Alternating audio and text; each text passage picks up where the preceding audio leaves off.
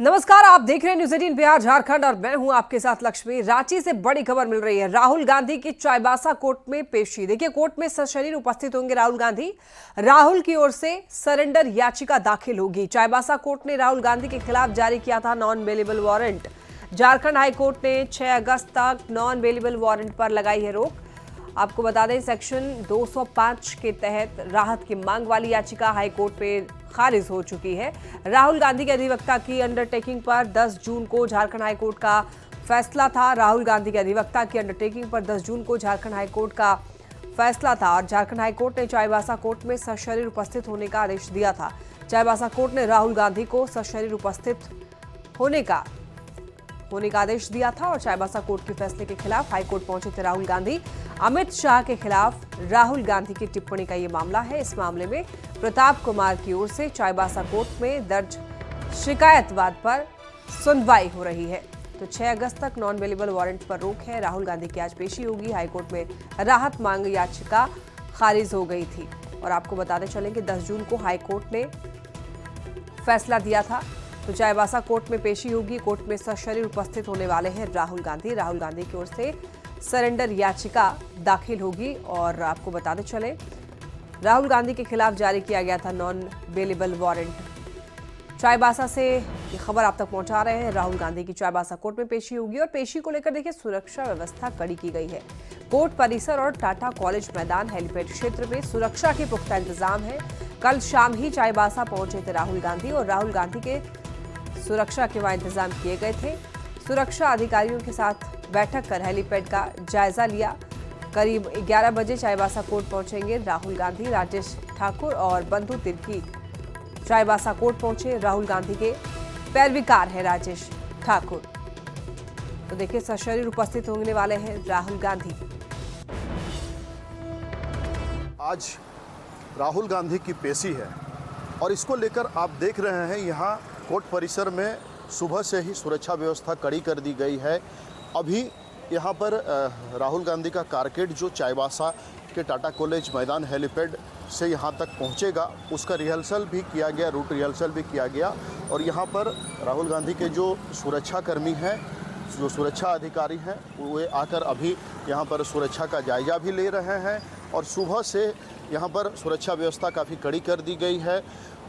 और राहुल गांधी, जैसा कि जानकारी है, टाटा कॉलेज मैदान में 10:40 में हेलीकॉप्टर से पहुंचेंगे और वहां से यहाँ करीब 2 किलोमीटर की दूरी वाहन से वो यहाँ पर आएंगे और यहाँ 11 बजे कोर्ट में पहुंचकर वे पेश होंगे।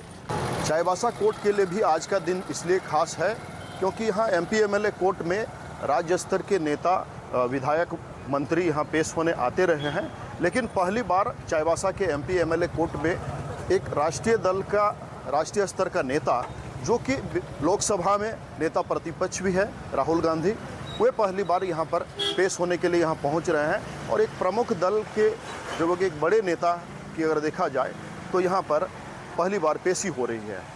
फिलहाल यहाँ पर कोर्ट में सुरक्षा व्यवस्था सुबह से ही कड़ी कर दी गई है और तमाम सुरक्षा का जायजा लिया जा रहा है, सुरक्षा की निगरानी की जा रही है और अभी रिहर्सल भी किया गया कारकेड का, जो कि चाईबासा से यहाँ कोर्ट परिसर तक आएगा। रुपेश प्रधान, न्यूज 18, चाईबासा। और ज्यादा जानकारी के लिए न्यूज 18 संवाददाता संजय सिन्हा हमारे साथ जुड़ रहे हैं। संजय, आज सशरीर कोर्ट में पेश होने वाले हैं राहुल गांधी, क्या समय रहने वाला है और कौन कौन सी याचिकाएं दाखिल की जाएंगी राहुल गांधी की तरफ से, पूरी जानकारी दीजिए। देखिए, बता दें कि चाईबासा कोर्ट के बाहर इस समय सुरक्षा व्यवस्था बेहद कड़ी है। राहुल गांधी का जो समय यहाँ पहुँचने का 11:05 से 11:30 बजे तक राहुल गांधी यहाँ पहुँच जाएंगे। और बता दें कि यहाँ पर सुरक्षा व्यवस्था बेहद कड़ी है और ये जो मामला है अमित शाह के खिलाफ टिप्पणी का मामला है, जिस पर चाईबासा कोर्ट ने राहुल गांधी को पहले सम्मन जारी किया, राहुल गांधी नहीं आए, फिर बेलेबल वारंट जारी हुआ, राहुल गांधी नहीं आए, फिर नॉन बेलेबल वारंट जारी हुआ, तब भी राहुल गांधी नहीं आए। राहुल गांधी राहत लेने के लिए पहुंचे सीधे झारखंड हाईकोर्ट। इससे पहले चाईबासा कोर्ट में राहुल गांधी ने ने सेक्शन 205 के तहत राहत मांगी थी। सेक्शन 205 क्या कहता है समझना होगा। सेक्शन 205 में है कि आप अगर खुद पेश नहीं हो पाते हैं तो अधिवक्ता के माध्यम से आप पेशी की छूट का आग्रह कोर्ट से करते हैं, लेकिन चाईबासा कोर्ट ने उस आग्रह को अस्वीकार कर दिया गया। राहुल गांधी सीधे पहुंचे, इसी को चुनौती दी राहुल गांधी ने झारखंड हाईकोर्ट में। झारखंड हाईकोर्ट में भी इस मामले में सेक्शन 205 में राहुल गांधी को वहां राहत नहीं मिली। उन्होंने झारखंड हाईकोर्ट ने कहा कि जो नॉन अवेलेबल वारंट है हम उस पर आपको तत्काल रोक लगा देते हैं, लेकिन 6 अगस्त तक रोक रहेगी। 6 अगस्त को आपको चाईबासा कोर्ट में सशरीर हाजिर होना होगा। राहुल गांधी यहां पहुंचेंगे और राहुल गांधी के अधिवक्ता की ओर से सरेंडर कम जो है बेल वारंट, जो कहते हैं सरेंडर कम बेल जो पिटीशन है वो जाहिर होगी। मतलब कि वो जो वहां पर दाखिल किया जाएगा, एक प्रोसेस होता है कि जब आपके खिलाफ नॉन अवेलेबल वारंट जारी है तो सबसे पहले आप क्या करते हैं, कोर्ट में सरेंडर करते हैं। राहुल गांधी आज चाईबासा कोर्ट में सरेंडर करने जा रहे हैं। सरेंडर के बाद बेल पिटीशन फाइल होगी, जो कि सरेंडर कम बेल पिटीशन कहा जाता है। और देख सकते हैं कि लगातार यहाँ पर जो जजेज हैं उनका पहुंचना, जो जज हैं उनका पहुंचने का जो है यहाँ पर कोर्ट के जो स्टाफ हैं। संजय, अगर कोर्ट में सरेंडर करने के बाद भी अगर उनको बेल नहीं मिलती है तो क्या उनको तत्काल तौर पर हिरासत में लिया जा सकेगा? देखिए, सबसे पहले क्या है कि जब राहुल गांधी सरेंडर करने का उनकी ओर से बेल पिटीशन दाखिल हो जाएगी तो जो लीगल एक्सपर्ट हैं वो बता रहे हैं कि एक लीगल जो कर सकते हैं कि प्रोसेस होता है और राहुल गांधी को इसमें बेल जो है इसमें मिल जाएगी। क्योंकि राहुल गांधी जो है झारखंड हाईकोर्ट का आदेश का सम्मान करते हुए चाईबासा कोर्ट का जो पेश होने का सम्मान जो आदेश था उसका सम्मान कर रहे हैं और चाईबासा कोर्ट में राहुल गांधी यहाँ पर सशरीर हाजिर हो रहे हैं। तो यहाँ पर जो पहला जो नियम है कि जैसे ही आप बेल पिटीशन दाखिल करते हैं तो ज़्यादातर उम्मीद ये होती है कि चूंकि आप सरेंडर कर रहे हैं और मामला टिप्पणी से जुड़ा है तो ऐसी स्थिति में आपको प्रथम दृष्टया बेल दे दिया जाता है। तो जो एक्सपर्ट बता रहे हैं, लीगल एक्सपर्ट, कि राहुल गांधी को इस मामले में बेल मिलने की उम्मीद है। अब वैसे से जो सवाल आपने किया कि अगर किसी स्थिति में ये बेल पिटीशन खारिज होता है तो वैसी स्थिति में हिरासत में लेने का नियम है। लेकिन यहाँ पर जो तमाम फॉर्मेलिटी है, देखिए दिल्ली से राहुल गांधी के वकील पहुंचे हैं, रांची से राहुल गांधी के वकील पहुंचे हैं और तमाम जो लोकल जो सपोर्ट होता है, जो वकील असिस्ट करते हैं वो भी यहाँ पहुंचे हुए हैं। तो पूरा डॉक्यूमेंट तैयार है। जैसे ही कोर्ट शुरू होगा तो वहां पर सीधे वकील की ओर से जो सरेंडर बेल पिटीशन है वो सबसे पहले दिया जाएगा। राहुल गांधी कोर्ट में खड़े होंगे और बताएंगे कि हम कोर्ट में इस समय कोर्ट के आदेश के अनुसार हाजिर हैं और उसके बाद जो नियम है कि हमने अपना सरेंडर भी जो है और साथ में बेल पिटीशन ही फाइल कर दिया गया। उसके बाद राहुल गांधी को जो संभावना है, जो अगर चाईबासा कोर्ट राहुल गांधी को बेल पिटीशन दे देता है तो राहुल गांधी फिर यहाँ से निकलेंगे। लेकिन देखिए यहाँ पर राहुल गांधी हो सकता है कि सेक्शन 205 के लिए एक बार फिर याचिका फाइल करें कि चूंकि सेक्शन 5 में अब तो राहुल गांधी को बार बार यहाँ पर आना संभव नहीं हो पाएगा, तो वैसी स्थिति में कोर्ट से यह आग्रह कर सकते हैं कि अगली जब इसकी हियरिंग की डेट हो चाईबासा कोर्ट में, क्योंकि अब हियरिंग की डेट चाईबासा कोर्ट में तारीख पड़ेगी, तो वैसी स्थिति में उन्होंने कोर्ट से यह भी आग्रह कर सकते हैं कि उनकी अनुपस्थिति में उनके जो अधिवक्ता हैं वो चाईबासा कोर्ट में हाजिर होंगे। तो कुल मिलाकर यहाँ पर जान लीजिए सरेंडर होगा। देखिए, राजनीतिक एंगल भी निकाला जा रहा है और राजनीतिक एंगल ये कि राहुल गांधी इसे बदले के तौर पर पेश कर रहे हैं, तो क्या इसका राजनीतिक एंगल ये सही है? देखिए, जब आप किसी पर टिप्पणी करते हैं, जब आप एक राजनीतिक बड़ी शख्सियत हैं और आपसे एक ये आशा की जाती है कि राजनीतिक जो है बयान में सूचिता का पालन हो, जाहिर है कि कुछ ऐसे शब्द हैं जो बयान जो हैं कानूनी जो दायरे में आते हैं, तो वैसी स्थिति में जाहिर है कि यहाँ के जो प्रताप कुमार हैं, देखिए यही सेम मामला जो है रांची कोर्ट में भी चल रहा है, वहाँ भी इस मामले में जो है अमित शाह के खिलाफ टिप्पणी का मामला है, वहाँ भी चल रहा है। तो कुल मिलाकर समझिए कि जाहिर है कि उन्होंने ऐसा कुछ कहा है अमित शाह के खिलाफ टिप्पणी में, जो मैं उस शब्द को दोहराना नहीं चाहूँगा, तो वो आपको कानूनी, वो आपको लीगल दायरे में आता है, तभी चैलेंज हुआ, तभी कोर्ट ने स्वीकार भी किया, तभी चाईबासा कोर्ट ने संज्ञान भी लिया है। तो वैसी स्थिति में अब राहुल गांधी इसको लेकर के कोर्ट का जब दायरा शुरू होता है, ये दहलीज जब कोर्ट की शुरू होती है तो वहाँ कोई राजनीतिक बयानबाजी नहीं चलती, वहाँ डॉक्यूमेंट चलता है कि आपने क्या कहा है और आपके किस कथन पर कौन से सेक्शन से सजा हो सकती है और कौन से सेक्शन से आपको राहत। बिल्कुल संजय, तो थोड़ी देर में सशरीर उपस्थित हो जाएंगे राहुल गांधी और उसके बाद देखना होगा कि उनकी मुश्किलें बढ़ती हैं या फिर कम होती है। बहुत शुक्रिया आपका इन तमाम जानकारियों के लिए। राहुल गांधी की चाईबासा कोर्ट में पेशी को लेकर देखिए सियासत भी हो रही है, जहां एक और बीजेपी ने राहुल गांधी को सच बोलने की नसीहत दी है, तो वहीं दूसरी ओर जेएमएम ने बीजेपी पर निशाना साधा है और राहुल गांधी को निर्दोष बताया है। वहीं कांग्रेस ने भी इसको लेकर बीजेपी पर निशाना साधा है। गांधी जी आदतन झूठ बोलने में माहिर हो गए हैं और इस बार भी इन्होंने जो इनकी पेशी हो रही है अमित शाह जी के बारे में अनर्गल और बेबुनियाद टिप्पणियां की थी जो फैक्ट पर बेस नहीं थी। राहुल गांधी जी, इतने अदालतों का चक्कर लगाने से बेहतर है कि कभी जीवन में सच बोलना तो शुरू कर दीजिए। हमें पूरा विश्वास है कोर्ट का जो फैसला आएगा वो राहुल गांधी के पक्ष में आएगा और राहुल गांधी कानून को मानने वाले हैं। मेरी नज़र में वैसा कोई गुनाह नहीं है जिसमें कोर्ट उनको कोई उनके प्रतिकूल कोई टिप्पणी कोर्ट करे। तभी कांग्रेस पार्टी ने इस दायरा को पार किया, लेकिन ये इनकी मानसिकता, बीजेपी की मानसिकता जो है ना, तुगलक की मानसिकता है, तानाशाही मानसिकता नहीं। वो जो कह रहे हैं वही सही है, उनके अगेंस्ट कोई गया तो उसके ऊपर में आप कोर्ट कचहरी कतरा लें। लेकिन राहुल गांधी यहाँ पे प्रतिनिधि भी भेज करके काम करा सकते थे, क्योंकि उनकी वो हैसियत है, लेकिन क्योंकि वो कोर्ट का सम्मान करते हैं, कानून का सम्मान करते हैं, इसीलिए साथ शरीर वो उपस्थित हैं। तो लोग उत्साहित हैं। मैं आ रहा हूँ, मोड़ मोड़ पर हजारों की संख्या में लोग खड़े हैं, देखना चाहते हैं राहुल गांधी जी को कि वो आ रहे हैं, न्यायपालिका का सम्मान कर रहे हैं, कोर्ट का सम्मान कर रहे हैं। तो इतने बड़े नेता अगर इसकी कोर्ट में आते हैं, हाजिरी देते हैं, तो कम बड़ी बात नहीं है। देखिए, राहुल गांधी जी सच बोलते हैं, है ना, और इसके लिए उन्हें कटघरे में भी खड़ा किया जा रहा है। लेकिन समय ने यह साबित किया है कि वो जो भी बोलते रहे हैं उस पर तो केंद्र सरकार को भी अब यू टर्न लेना पड़ रहा है। तो इसलिए मुझे लगता है कि अन्य कई केसों की तरह यह मामला भी है। हम लोग क्योंकि लॉ अबाइडिंग लोग हैं, लॉ अबाइडिंग पार्टी, और हमारे नेता संविधान में विश्वास रखते हैं, तो यहाँ पेश जरूर हुए हैं, लेकिन आगे समय उन्हें इस मामले में भी निर्दोष साबित करेगा। बढ़ते खबरों में आगे गुमला से बड़ी खबर, जहां के कामडारा थाना क्षेत्र में पुलिस और नक्सलियों के बीच मुठभेड़ हुई। मुठभेड़ में पीएलएफआई सुप्रीमो मार्टिन ढेर हुआ, वहीं 2 उग्रवादियों के गोली लगने की सूचना है। आपको ये बता दें कि मार्टिन 15 लाख का इनामी नक्सली था। करीब 45 मिनट तक चली इस मुठभेड़ में कई उग्रवादी मौके से भागने में सफल रहे। वहीं मुठभेड़ में देखिए कई उग्रवादी मौके से फरार भी हो गए।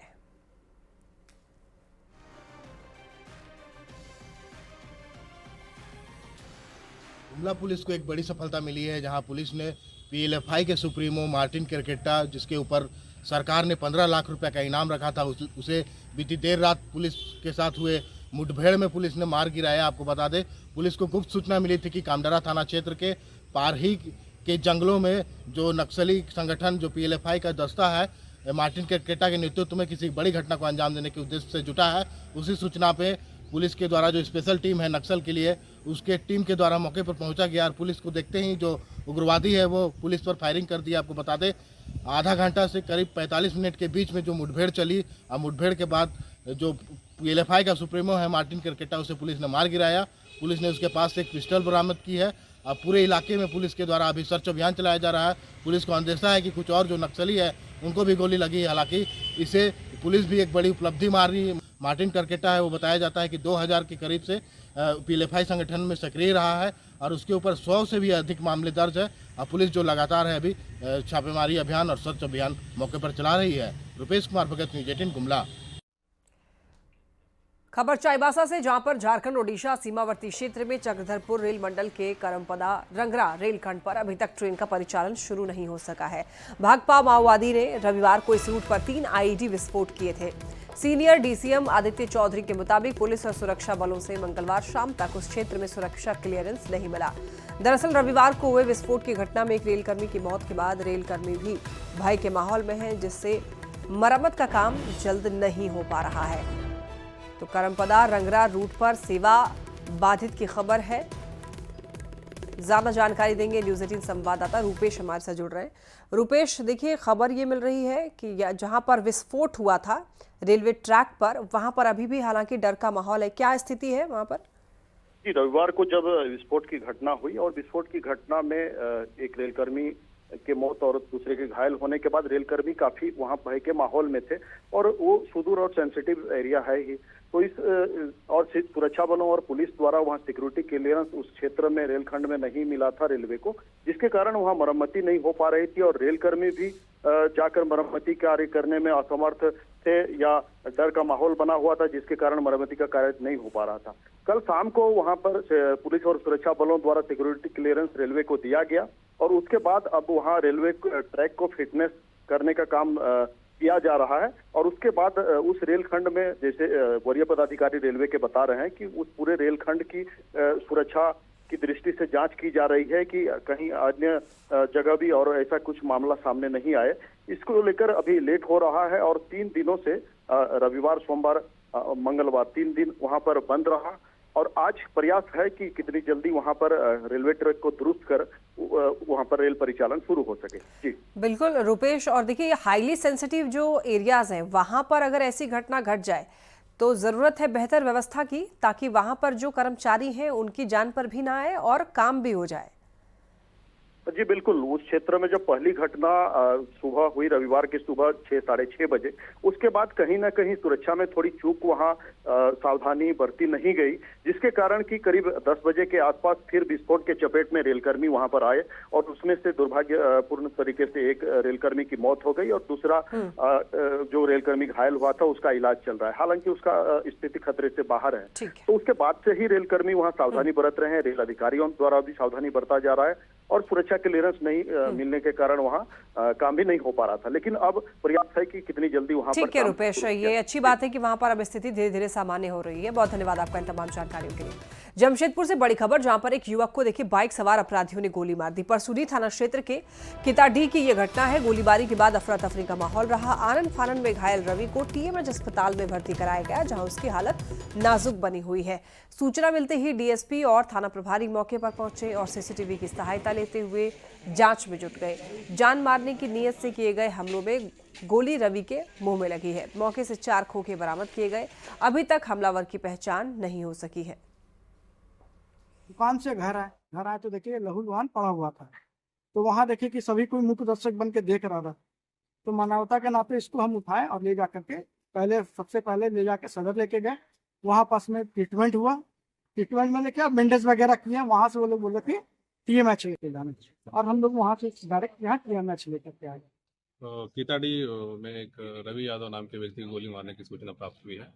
तो सीसीटीवी फुटेज से हम लोग अभी खंगाल रहे हैं, हमें लीड मिली है। उसमें तो अभी स्पष्ट नहीं है, लेकिन उसकी शिनाख्त करके जल्दी गिरफ्तारी की है। कितनी गोली लगी है? ये अभी हॉस्पिटल में जैसे बता रहे हैं कि 5 गोली लगने की सूचना। बाकी अभी डॉक्टर अभी श्योर नहीं है कितने वुंड्स हैं। स्थिति क्या है अभी सर? स्थिति भी नॉर्मल है। अभी तो डॉक्टर से भी बात हुई थी, बोला अभी ठीक है, वो बात भी कर रहे हैं। खबर धनबाद से, जहां रंगदारी नहीं देने पर फल दुकानदार और उसके भाई पर जानलेवा हमला बोला गया। बैंक बोर्ड थाना क्षेत्र की इस घटना के बाद पूरे इलाके में सनसनी है। हमले में जसीम खान और उसके भाई परवेज खान गंभीर रूप से घायल हो गए। दुकानदारों ने रंगदारी मांगने के विरोध में हमला बोल दिया। हालांकि दूसरे पक्ष ने आरोपों से इनकार किया है।